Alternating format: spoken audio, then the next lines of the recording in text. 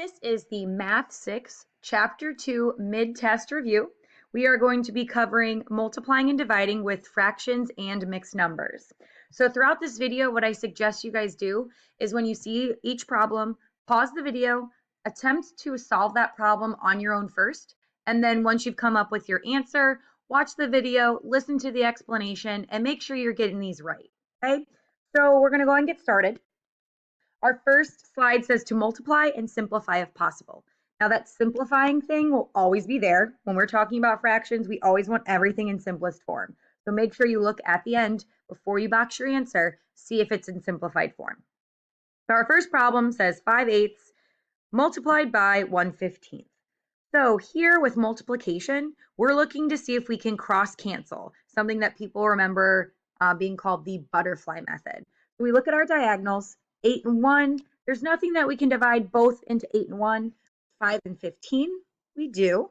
We can divide these both by 5.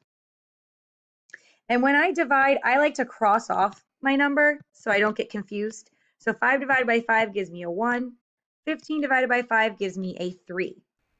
Now, because I don't have any more cross canceling that I can do, I'm going to multiply straight across. 1 times 1 gives me a 1, and 8 times 3 gives me 24. So that's our final answer, 1/24. Our next problem says 2/3 multiplied by 4/7. Again, when we're multiplying, we're looking to see, can we do any sort of cross canceling? So 4 and 3, there's nothing there. 2 and 7, there's actually nothing there either. So because I don't have any cross canceling I can do, I just automatically multiply straight across. So I have 2 times 4 gives me 8, and 3 times 7 gives me 21. So my answer is 8/21. We're going to go ahead and move on. Now we're going to be multiplying with mixed numbers. So that adds in one extra step. And what that step tells us to do is take our mixed numbers and turn them into improper fractions. So I'm going to do that part first. Remember, we multiply our denominator by our whole number and add that to our numerator. So here, 5 times 5 is 25, plus 2 is 27. We've got 27/5 multiplied by 2 times 2 is 4, plus 1 is 5, so we've got 5/2. Now at this point, we're looking to see if we can do any cross canceling. And here we actually can. Both 5 and 5 can be divided by 5. So both of these 5s become 1s. So since we have no more cross canceling, we're going to multiply straight across, and we get 27/2. Now that is an improper fraction. So we need to make sure we turn that into a mixed number. So we need to see how many times can 2 go into 27. So here our 2 can go into 27 13 times. And that means we take 13 groups of 2 away from 27. So that's taking 26 away from our 27. And so that means we have 1 left over. That becomes our numerator. And our denominator is 2. So our answer is 13 1/2. We're going to go ahead on to the next one. 10 multiplied by 2 1/3. So here I've got a mixed number. I'm going to deal with that first. So my 2 1/3, I do 3 times 2 is 6, plus 1 is 7. So I have 7/3. And we have a whole number here, 10. And so when we're multiplying with fractions, we like everything to be in fraction form. We're going to take 10 and put it over 1. So now we have 10/1. I'm going to rewrite it to the side, multiplied by 7/3. So here we look to see if there's any cross canceling we can do. 1 and 7, there's nothing. 10 and 3, there's also nothing. So we have to multiply straight across. And we get 70/3. Again, we're left with an improper fraction. So we're going to see how many times can 3 go into 70. So our 3 can go into 70 23 times, which is a big number. So we can take 23 groups of 3 away from 70, and we're left with 1 left over. We have 23 1/3. So now that we've completed multiplication, we are going to go on to division.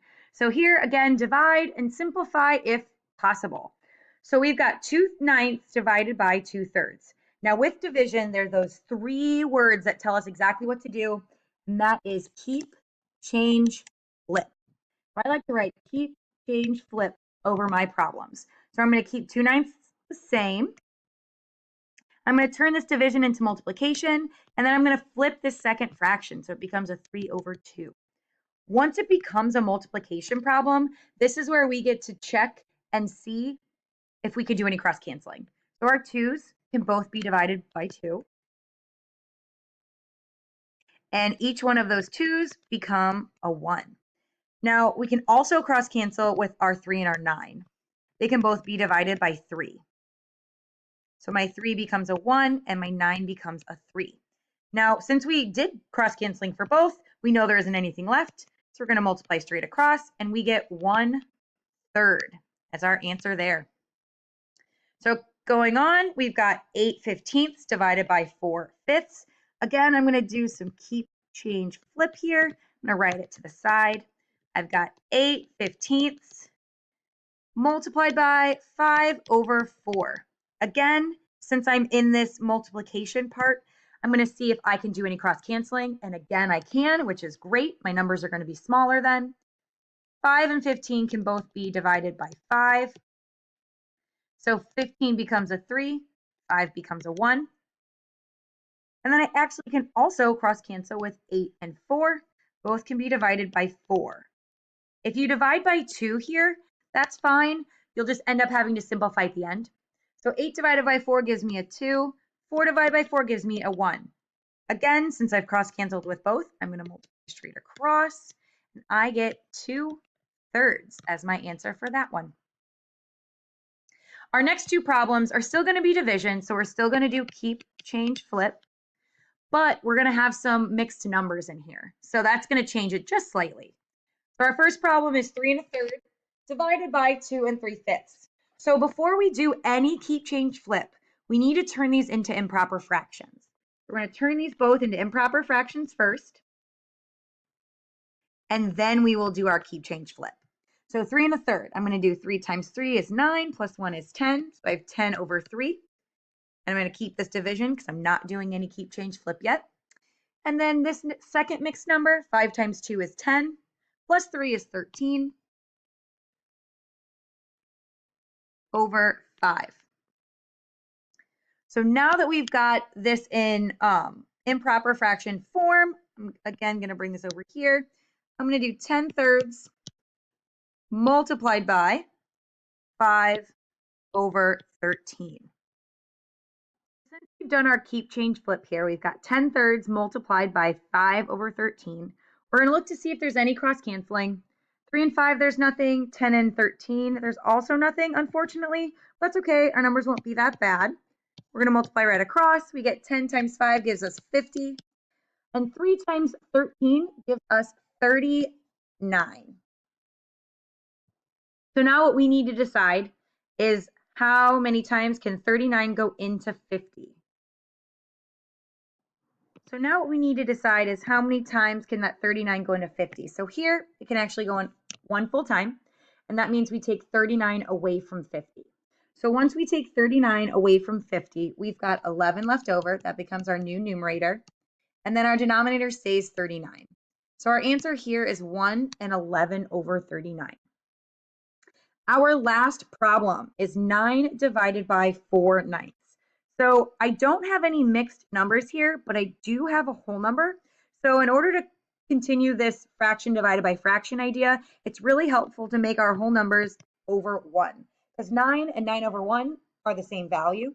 So now we've got 9/1 divided by 4/9.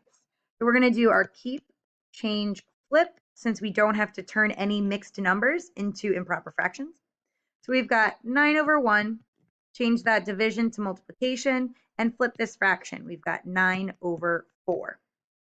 So when we look at our diagonals, 9 and 1 and 9 and 4, there isn't anything we can actually do to cross cancel. We just have to multiply straight across, and we get 81/4. And again, that is an improper fraction, so we need to turn it into a mixed number. So we need to see how many times can 4 go into 81. So when we think about how many groups of 4 can we take out of 81, sometimes these are a little bit harder to figure out because it's going to be a big number. So doing a quick division problem for into 81 can kind of give us an idea. There will be a remainder, but that is what our fraction is for. So if we're thinking about how many groups of 4 can go into 80, we can get a total of 20 full groups. And when we take 20 groups of 4 away from 81, we're left with 1 left over. And so our denominator is 4. So 20 and 1/4 is your final answer for that. Now feel free to rewatch any part of this video. Make sure you're looking over your notes for multiplying and dividing fractions and mixed numbers. Look over graded homework, study your classroom notes, and good luck.